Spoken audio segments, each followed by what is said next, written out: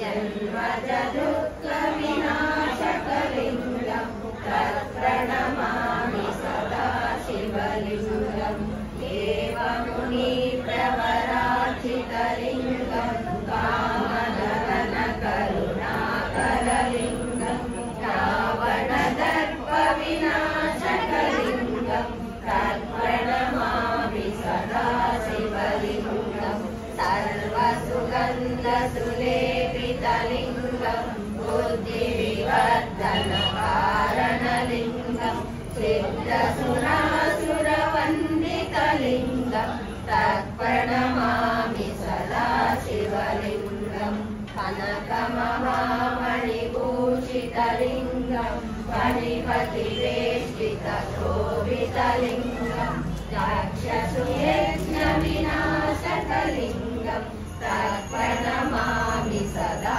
शिवलिङ्गं कुङ्कुमचन्दनशोभितलिङ्गं पङ्कजहारसुशोभितलिङ्गं सञ्चितपापविनाशकलिङ्गं तत्प्रणमामि सदा शिवलिङ्गं देवगणार्चितसेवितलिङ्गं भावैर्भक्तिभिरेव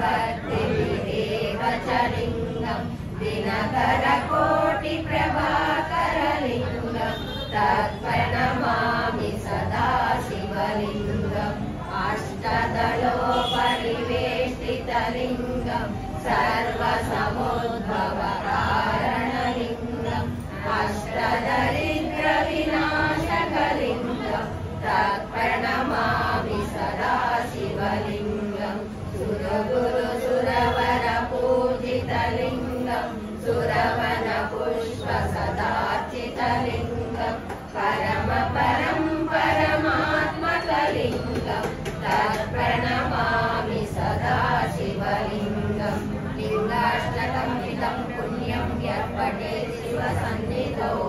शिवलोकमः